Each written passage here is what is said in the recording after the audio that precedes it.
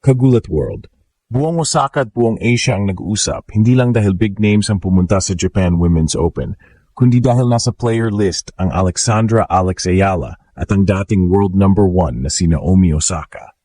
Ang posibilidad ng Pinay na makaharap ang Japanese icon sa sariling bayan ni Osaka ang naglalabas ng matinding excitement at pangarap sa mga Pinoy fans.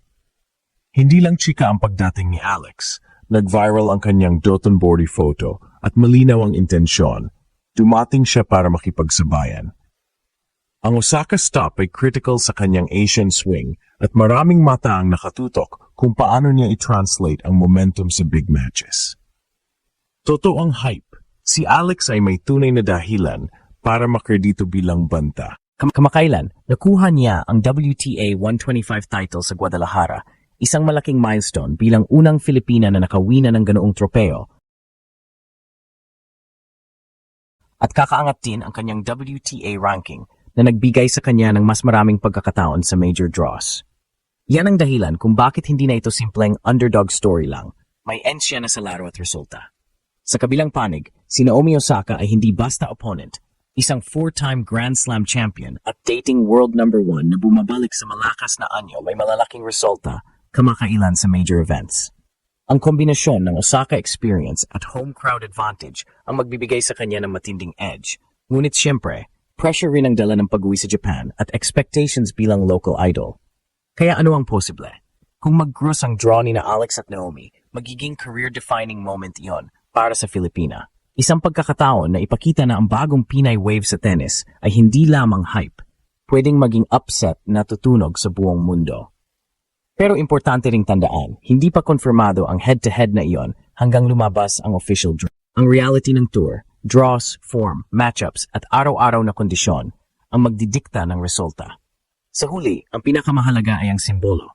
Habang ang Osaka stage ay nag-aalok ng laban, ang presensya ni na Alex at Naomi sa isang draw ay isang malakas na pahayag. Ang Filipino talent ay nasa world map na at handang gulatin ang mundo.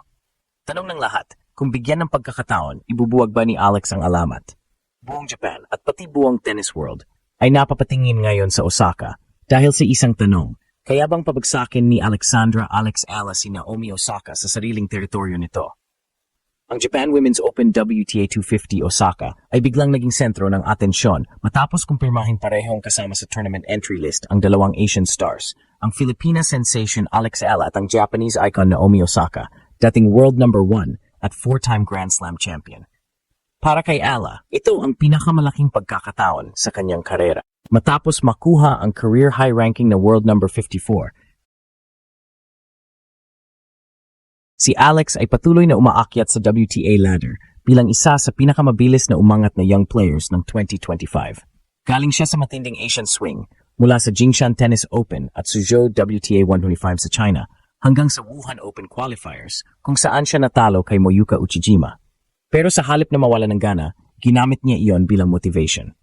Ngayon, pagdating sa Osaka, ramdam ng lahat na ibang Ayala na ang dumating, mas kalmado, mas agresibo, at mas determinadong manalo.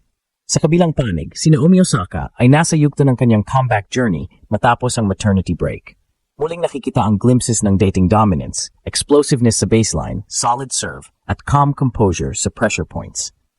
Ngunit kahit pa isa siya sa pinakakilalang pangalan sa women's tennis, aminado ang ilang analysts na nasa adjustment phase pa rin si Osaka.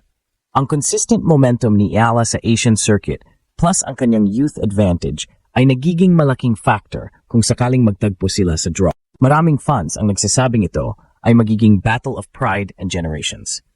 Isang racing Pinay na gusto pang gulat sa world stage laban sa isang returning legend na gustong patunayan na siya pa rin ang reyna ng Japan tennis. At para sa mga Pilipino, hindi lang ito simpleng laban. Ito ay pagkataong makita ang ating kababayan na lumaban sa isa sa pinakamalakas sa kasaysayan ng WTA. Nag-viral din kamakailan ang Instagram post ni Alex mula sa Dotonbori, Osaka, kung saan nakuhanan siya sa harap ng iconic Glico Running Man, isang simbolo ng determinasyon at tagumpay. Para sa marami, parang mensahe yon, handa siyang tumakbo sa spotlight. Sa caption niyang Next Stop, Osaka, Japan, ramdam ng mga fans ang confidence at tahimik na tapang na dala niya. Ngayon, habang papalapit ang opening round ng Japan Open, ang usapan ay umiikot sa isang bagay. Kung mag-cross ang landas ni na Alex at Naomi, magiging ito ang laban na yayanig sa buong Asia. At kung may track record na dapat paniwalaan, iyon na ito.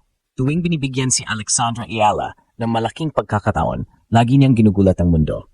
Sa bawat hakbang ni Alexandra Ayala patungo sa Osaka Women's Open, ramdam ng buong bansa na ito na ang laban na magbibigay sa kanya ng pagkataong tuluyang pumasok sa WTA Elite. Hindi lang basta karibal si Naomi Osaka, isa siyang alamat ng modern tennis. 4 na beses na nagkampiyon sa Grand Slam, dating world number 1 at isa sa pinaka-maimpluwensyang atleta sa buong mundo. Kaya't ang pagharap ni Alex sa kanya, lalo na sa sariling bansa ni Osaka, ay parang kwento ng underdog laban sa reyna ng court. Ngunit kung titingnan ang kasalukuyang anyo ni Ala, marami ang nagsasabing may tsansa talaga siyang manggulat. Sa nakalipas na 6 na buwan, 4 na beses siyang nakatapat ng top 60 players at 2 beses doon ay nakuha niya ang panalo. Sa mga laban niya sa China, ipinakita ni Ala ang maturity na dati ay kulang. Mas kalmado sa long rallies, marunong mag-adjust sa tempo at may mas maayos na shot selection. Dagdag pa ang kanyang mental toughness na lalong tumibay matapos matalo sa Wuhan qualifiers. Samantala, si Osaka ay nasa sa proseso pa rin ng pagbabalik sa peak form matapos ang halos 2 taong pagliban sa kompetisyon. Bagamat ipinakita niya ang mga piraso ng dating explosive power sa mga huling torneo, aminado siya sa mga panayam na hindi pa niya 100% confidence sa kanyang game rhythm.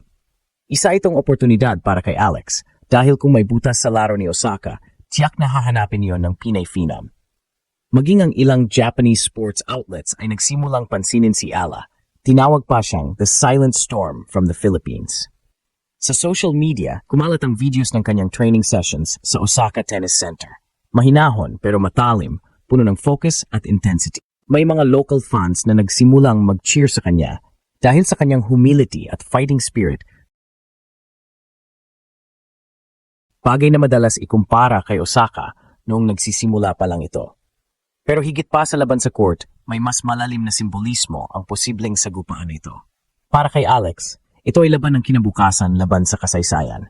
Para kay Naomi, ito naman ay pagsubok kung kaya pa niyang protektahan ang kanyang trono laban sa bagong henerasyon ng Asian talents.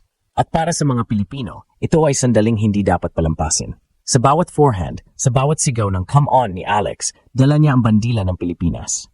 Dala niya ang mga batang nangangarap na makapasok sa tennis world. Dala niya ang kwento ng sakripisyo, pagpupursige at paniniwala na kahit maliit ang bansa natin, kaya nating gumulat sa buong mundo.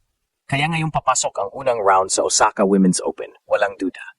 Ito na ang pinaka-importanteng linggo sa karera ni Alexandra Ala. Sa harap ng home crowd ni Osaka, sa gitna ng spotlight at sa ilalim ng matinding pressure, handa na siyang gumawa ng sariling kasaysayan.